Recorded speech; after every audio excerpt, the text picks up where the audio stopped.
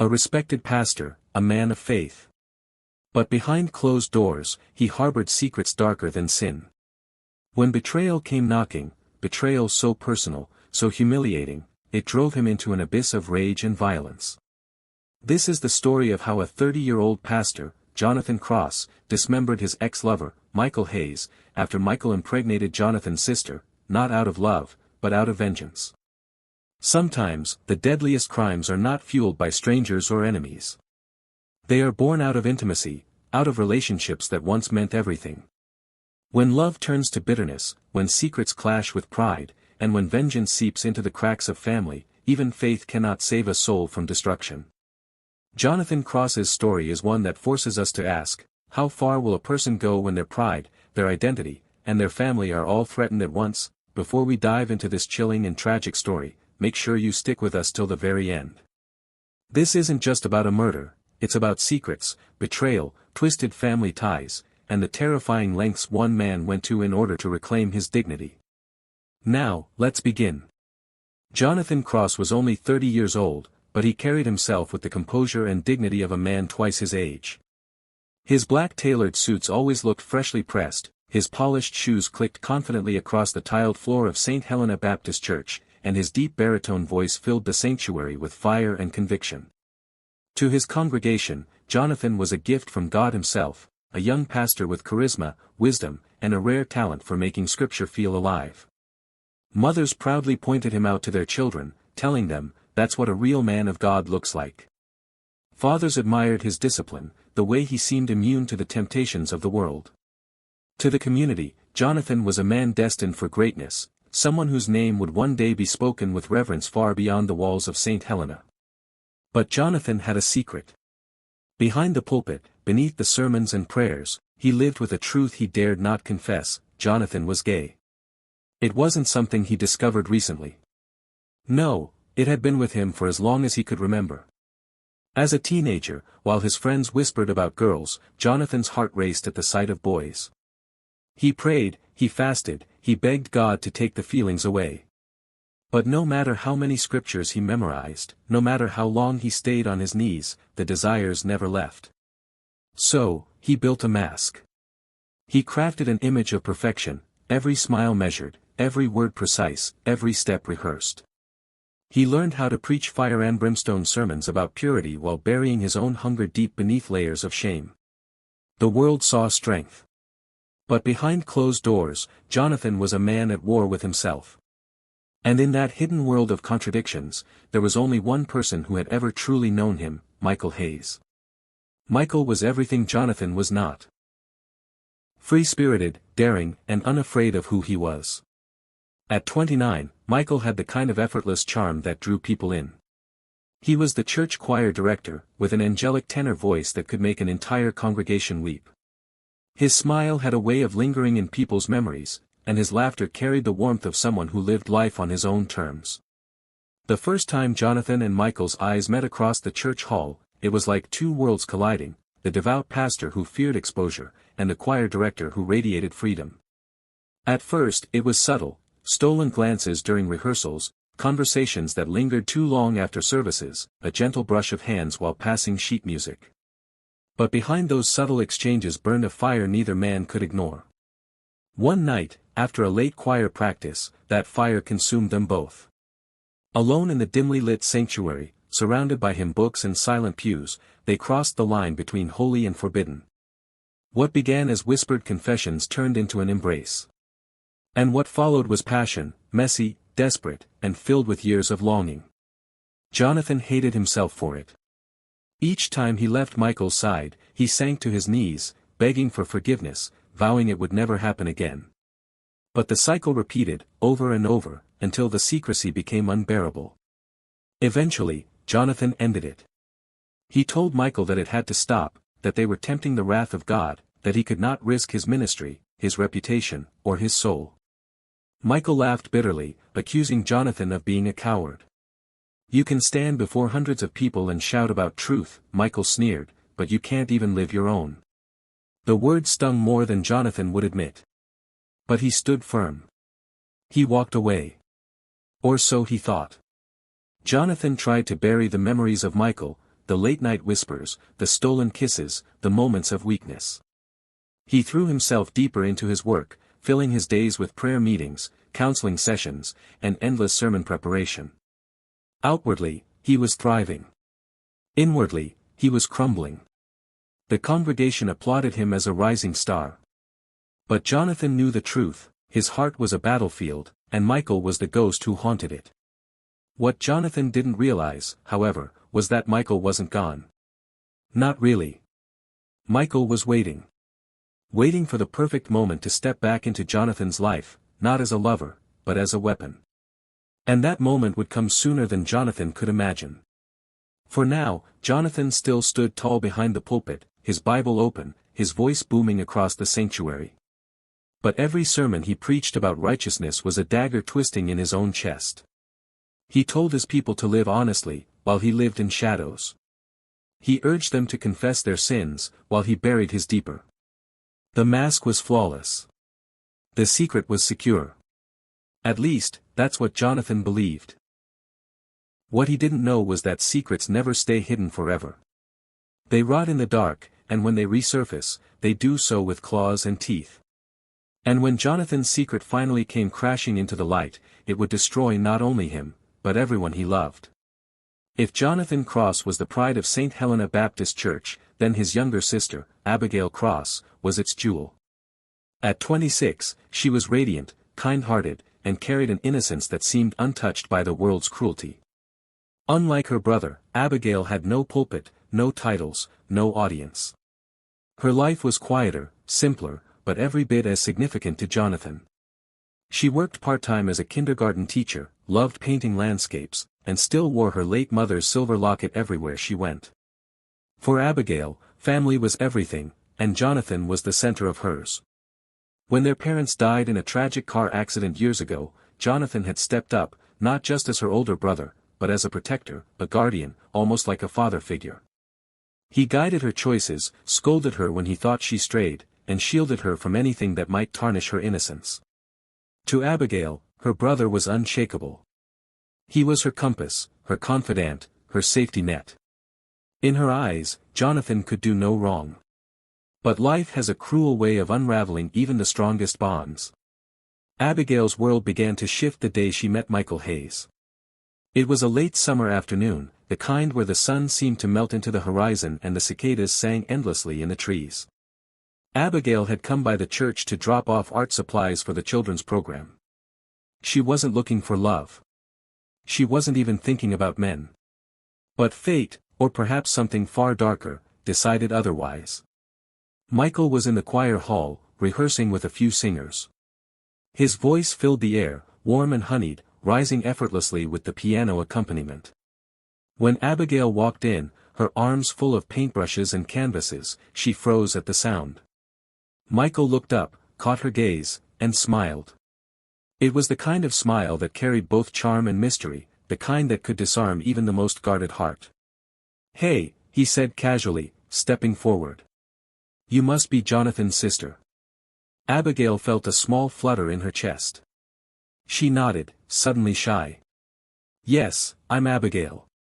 "Michael," he replied, offering his hand. "Your brothers talked about you. Said you're the heart of his family." The words landed softly but powerfully. Abigail, unused to being noticed beyond Jonathan's shadow, felt seen in a way that was both comforting and dangerous. Over the weeks that followed, their paths crossed more often. A conversation after choir practice. A shared laugh in the church kitchen. An unexpected walk home when it began to rain. Michael was charming, attentive, and carried an energy that made Abigail feel alive in ways she hadn't before. He wasn't like the men she knew, predictable, safe, eager to please.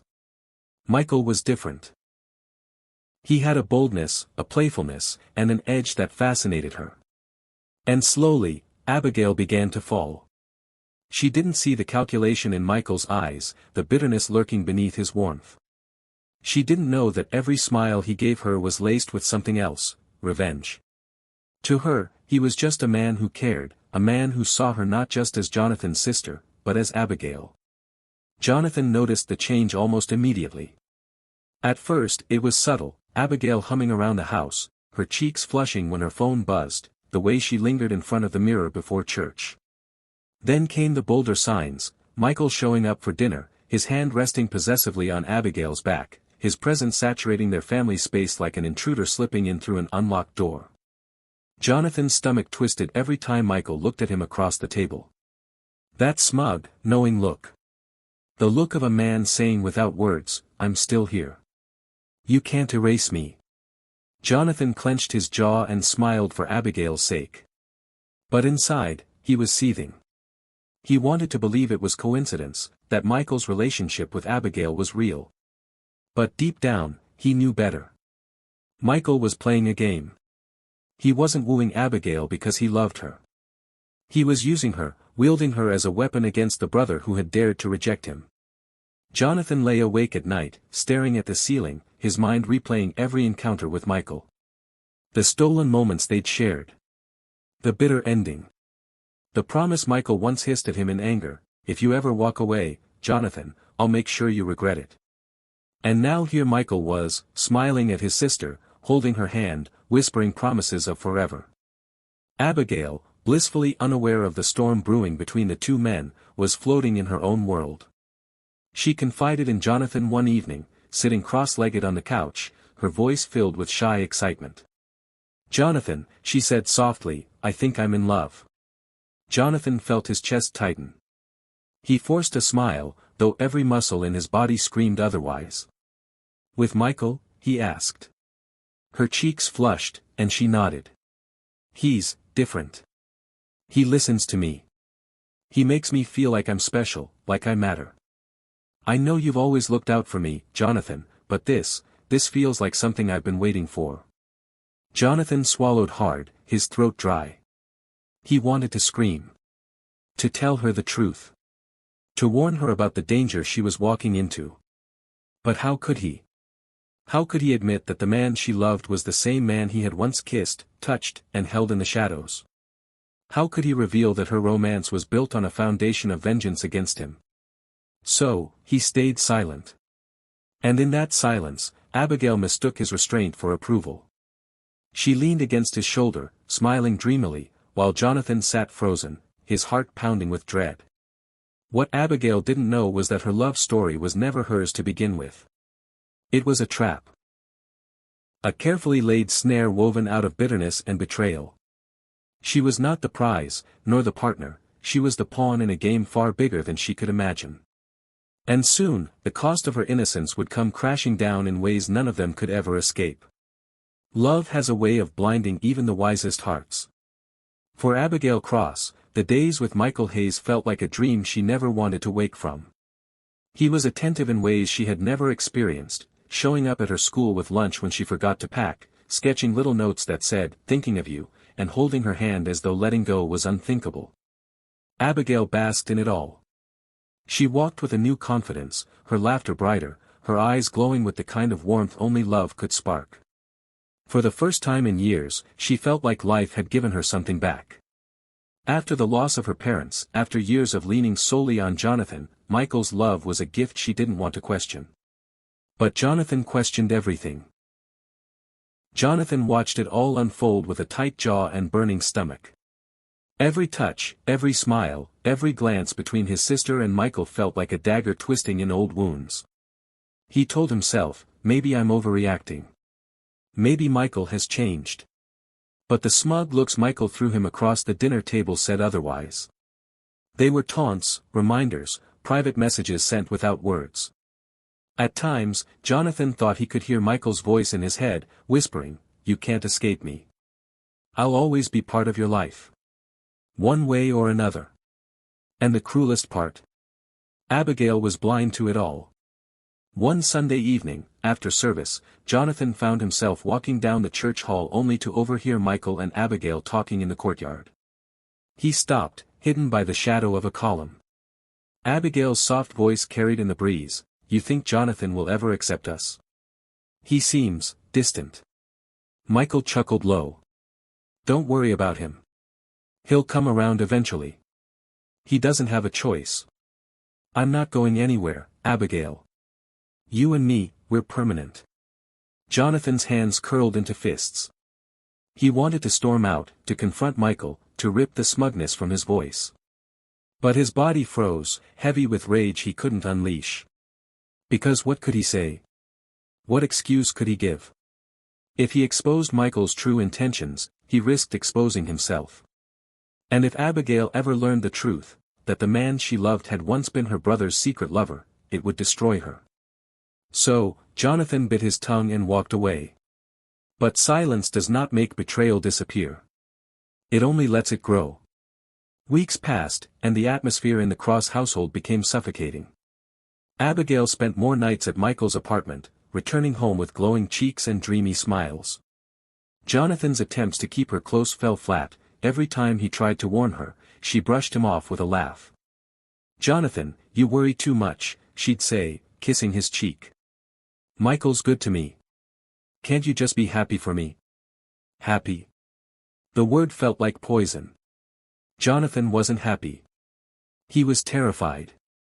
Terrified of what Michael was doing, of what Michael could do.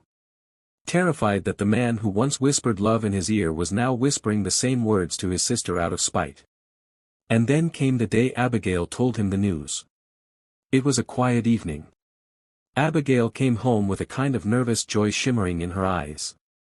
She found Jonathan in his study, bent over sermon notes, though his pen had barely moved for an hour. "Jonathan," she said softly, almost trembling. He looked up, his eyes weary. "What is it?" She hesitated, twisting the silver locket around her neck. Then, with a shy smile, she whispered, "I'm pregnant." Jonathan's heart stopped. The words echoed in his skull, each syllable pounding like a hammer. Pregnant. Pregnant with Michael's child. Pregnant with the child of the man who had once been his own secret lover. Pregnant with a living, breathing reminder of betrayal. He felt the blood drain from his face. What did you say?" Her smile faltered at his reaction, but she repeated it. "I'm pregnant. Michael and I, we're going to be parents." Jonathan's chest tightened as though invisible hands were strangling him. He tried to speak, but the words choked in his throat. All he could see was Michael's smirk, that smug look of victory, as though this had been his plan all along. Michael's promise came rushing back, "If you walk away from me, I'll make sure you regret it." Now, Michael had done exactly that. Abigail reached for his hand, mistaking his silence for shock. "I know it's a lot to take in, Jonathan. But this is a blessing. I want you to be happy for me. For us." Her voice was soft, pleading, filled with hope. She had no idea that her joy was Jonathan's nightmare. He pulled his hand away, standing abruptly, pacing the room like a caged animal. His mind raced with images, Michael's lips on his, Michael's voice whispering in the dark, Michael's laughter when Jonathan ended it. Now, those same lips, that same voice, that same man was tied to his sister forever through blood. Rage boiled inside him, mingling with shame and despair until he thought he might lose his mind. Abigail's eyes filled with hurt. "Why aren't you saying anything? Aren't you happy for me?" Jonathan turned to her, his face pale, his eyes wild. "Happy? Abigail, do you even know who you're dealing with? Do you have any idea what he's capable of?" She blinked, taken aback. "Michael? Jonathan, he loves me. He loves this baby." Jonathan wanted to scream the truth, that Michael didn't love her, that she was nothing more than a pawn in his cruel game. But the words burned on his tongue, unable to escape. To speak them would unravel his entire life, his secret, his ministry, his carefully constructed mask. So he said nothing. He let the silence hang, heavy and bitter, while Abigail turned away in tears. That night, Jonathan lay awake, staring at the ceiling once more. But this time, it wasn't just anxiety that kept him up, it was fury. Michael had crossed the final line. It wasn't enough that he haunted Jonathan's past. Now he had invaded his present. He had stolen his sister's heart, planted a seed of vengeance inside her womb, and trapped Jonathan in a web of shame and rage. And as Jonathan lay there, fists clenched, a dark thought began to form in the corners of his mind. If Michael wouldn't leave them alone, Jonathan would make sure he never had the chance to hurt them again. Jonathan sat in his dimly lit study, the glow of a single lamp casting long shadows across the room. The clock ticked methodically on the wall, but in his head, it sounded like a hammer striking steel. Each tick reminded him of how his life had slipped from his grip, how betrayal had wormed its way into his home and poisoned his blood. For weeks, he had tried to convince himself that he could handle it. That his faith, his sermons, his prayers, could be enough to quench the fire that burned in his chest. But faith didn't silence the whispers. Sermons didn't erase the images of Michael's smug smile. And prayers? They fell flat against the ceiling, bouncing back to mock him. Jonathan paced the room, running his fingers through his hair until it stood wild and untamed. On his desk lay the Bible, open but unread. Next to it, a small photograph of his sister Abigail smiling, unaware of the storm that swirled around her. He slammed his fist against the desk, making the lamp flicker. "She deserves better than this," he muttered, his voice raw and guttural. "She deserves protection, not this humiliation. Not to carry his child." The thought twisted his insides. Every time he pictured Abigail's belly swelling with Michael's seed, his vision blurred with red. Rage was no longer an occasional visitor, it lived inside him now, breathing through his lungs, beating through his heart. It started as soft murmurs. A suggestion here, a dark thought there. There's only one way to end this. He took everything from you, take it back. Remove him. Jonathan shook his head, muttering prayers under his breath, but the whispers did not relent. They grew louder, more insistent, echoing in every quiet moment. The more he resisted, the more they clawed at him. At church, he stumbled over his sermons, his voice quivering as sweat gathered on his brow. Congregants exchanged worried glances, murmuring that Pastor Jonathan was going through a trial. But they had no idea of the abyss he teetered on. At home, Abigail noticed his distant eyes and trembling hands. "Jonathan, are you all right?" she asked one evening, her hand reaching for his arm. He recoiled, yanking away as if burned. Don't ask me that," he snapped. His tone startled her into silence. She didn't press again. Jonathan's paranoia deepened, blurring the line between reality and illusion. One night, he woke to the sound of footsteps in the hallway. He rushed out of his bedroom, only to find nothing but darkness. Still, he swore he saw Michael standing there, smiling with that infuriating grin. He lunged forward, arms outstretched, only to collapse against the wall. Another time, he stared at the mirror and swore the reflection wasn't his own. Instead, Michael's face stared back at him, mocking him, taunting him. Jonathan smashed the mirror with his bare fists, shards cutting into his skin, but he didn't feel the pain. He only felt satisfaction as the glass shattered. His paranoia seeped into his conversations, making them sharp and erratic. When Abigail spoke lovingly about her unborn child, Jonathan snapped, "Do you even know what you're bringing into this world? Do you know who the father really is?" Abigail recoiled, eyes wide. "Jonathan, please, don't speak like this. Michael's isn't your enemy." But Jonathan leaned forward, his eyes wild, his voice a hiss, "The past is never behind. It's inside us. And some sins, they demand repayment." Abigail didn't understand. Or maybe she didn't want to. But Jonathan's words lodged themselves into the silence between them. The once pastor began withdrawing completely. He cancelled meetings, avoided friends, and locked himself inside his house for days. Curtains drawn, lights dimmed, the world outside ceased to exist. Food went untouched. His clothes grew looser. His face gaunt. But inside, a storm raged, a storm that demanded release. He scribbled notes in his journal, half prayers, half threats. Some pages pleaded for strength to forgive. Others detailed ways to make Michael pay. The handwriting shifted from neat and steady to wild and illegible, a reflection of his fractured mind. Then came the moment that snapped the last thread of his restraint. One afternoon, Jonathan passed by the park on his way back from the church. There, under the golden rays of the sun, sat Michael and Abigail. He had his hand on her belly, his head bent close as if whispering to the unborn child. She laughed, her face glowing with joy.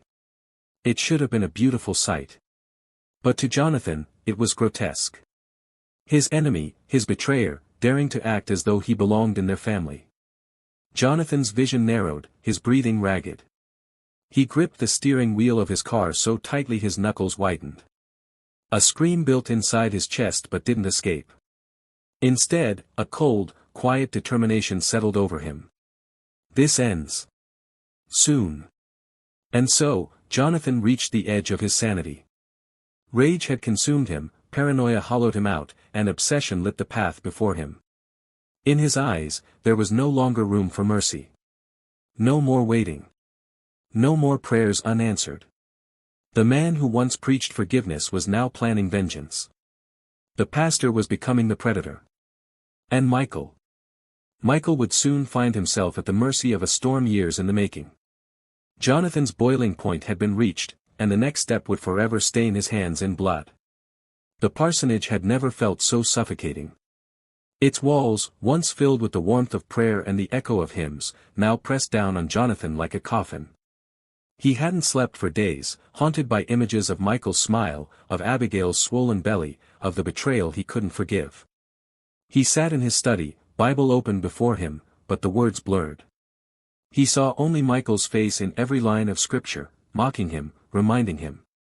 His fingers trembled as he gripped the pages, muttering half prayers, half curses. Lord, if he had taken only me, if he had mocked only my heart, but to corrupt my blood, my sister, Jonathan's voice cracked. His eyes burned with tears, but they were not tears of sorrow. They were tears of rage. By midnight, Jonathan could no longer contain it. He dressed in black, slid a knife into his coat pocket, and whispered to himself. Tonight, the Lord shall cut the wicked from among the righteous. Michael lived on the edge of town, in a small rented bungalow that smelled of cheap whiskey and unwashed clothes. The place was far from the polished halls of the church, but Jonathan knew the way well. He had been there many nights in the past, when their love had been their secret sanctuary. As Jonathan approached, he saw the light flickering through the window. Michael was inside, laughing, as if life were nothing but a cruel game. Jonathan's jaw tightened.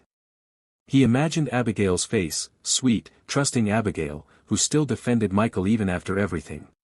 Jonathan knocked once. The door creaked open. Michael stood there, shirt half unbuttoned, a smirk tugging at his lips. Well, Michael drawled, his voice lazy. The good pastor. Come to pray for me again. Jonathan's hands clenched inside his coat. We need to talk. Michael leaned against the frame, unbothered. Oh, I'm sure we do. About Abigail? Or about how you still dream of me at night? Jonathan's nostrils flared. You've destroyed everything. Michael's smirk deepened. No, Jonathan. You destroyed yourself the day you thought you could live two lives. I just gave you a little push. The room was small, cluttered, and reeked of alcohol. Jonathan stepped inside, the door closing behind him like a final judgment. The knife in his pocket felt heavy, burning against his thigh. Michael poured himself a drink, chuckling. You always were too serious. Too righteous.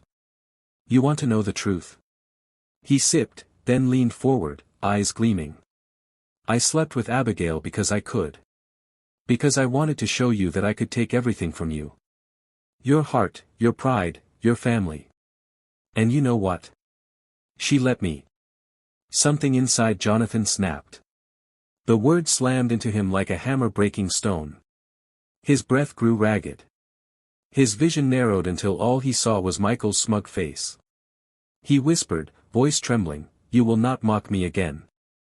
Michael tilted his head, amused. Or what? You'll confess your sins. Or kill me, Pastor. Jonathan lunged. The knife flashed from his coat, slicing the air. Michael staggered back, but Jonathan was faster, years of pent-up rage guiding his hand. The first stab tore into Michael's side. The second caught his chest. Michael gasped, eyes wide, blood already staining his shirt. John. But Jonathan wasn't listening. He was lost to the rhythm of violence.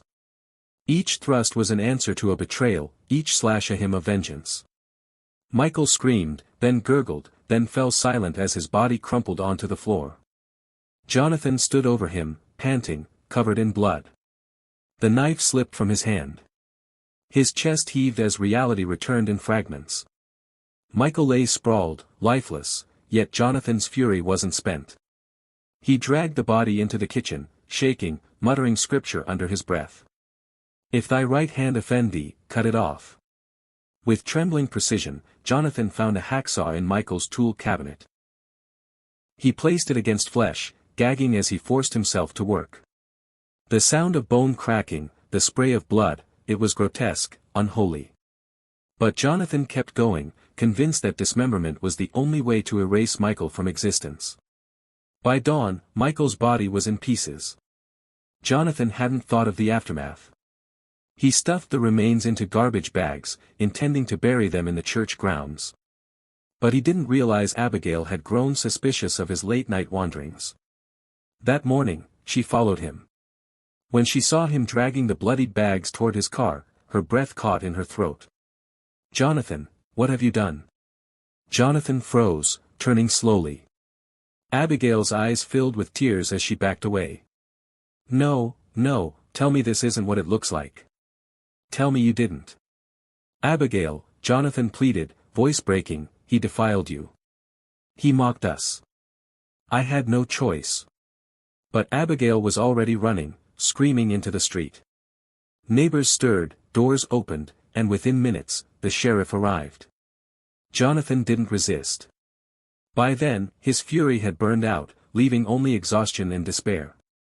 He stood in the yard, hands raised, blood staining his clothes. Abigail sobbed on the porch, clutching her belly, as the sheriff's deputies pulled Jonathan to the ground and cuffed him. "Jonathan Cross," the sheriff growled, "you're under arrest for the murder of Michael Hayes." As they dragged him to the car, Jonathan lifted his head toward the sky, whispering through cracked lips. "Lord, have I not purged the wicked?" But there was no answer, only silence, and the wails of his sister echoing in the morning air. The courtroom air was heavy, as though the weight of Jonathan's crime had seeped into the very walls. Jonathan Cross, once a respected pastor, now sat shackled, his once proud shoulders hunched in defeat. The evidence was overwhelming. The forensic team had pieced together every gruesome detail of Michael's dismemberment. Jonathan's fingerprints were on the saw, his bloodied clothes had been recovered from behind the church, and his frantic notes, scribbled in paranoid rage, were shown to the jury. Abigail sat in the gallery, trembling, her face pale. She was torn between grief for her unborn child's father and horror at what her brother had done. Each testimony drove the knife deeper into her heart. The defense tried to argue Jonathan's declining mental state, his paranoia, his fractured identity, his fear of betrayal, but the jury wasn't swayed. His role as a man of God made the betrayal and brutality seem all the more monstrous. After just a few hours of deliberation, the verdict came. Guilty. On charges of murder and desecration of a human body. The sentence was swift, life imprisonment without the possibility of parole. Jonathan's face, once twisted with arrogance and self-righteousness, fell into a hollow mask. No outburst, no pleading. Just silence. The weight of eternity behind bars hung over him. As the gavel struck, Abigail sobbed quietly, knowing the brother she once adored no longer existed. Jonathan Cross, the man who was supposed to lead others toward light, had instead descended into the darkest corners of human depravity. The chapter of his life ended not in redemption, but in a cold cell, where the only sermons he would ever hear again were the echoes of his own regret. Jonathan Cross's story is not one of faith, it is one of failure. Failure to accept himself. Failure to separate love from pride. And ultimately, failure to see that vengeance never heals, it only destroys. In the end, a pastor became a killer. A sister lost her innocence. A child was born into tragedy. And all of it began with secrets. What do you think drove Jonathan more, his fear of exposure, or his rage at betrayal? Could this tragedy have been avoided if he had chosen honesty over pride? Thank you for staying with us through this haunting and emotional story. If you want more deep dives into twisted true crime tales like this, make sure to like, subscribe, and share your thoughts in the comments. Your engagement keeps these stories alive, and reminds us how easily darkness can take hold when secrets are left to fester. Until next time, stay safe, and stay aware.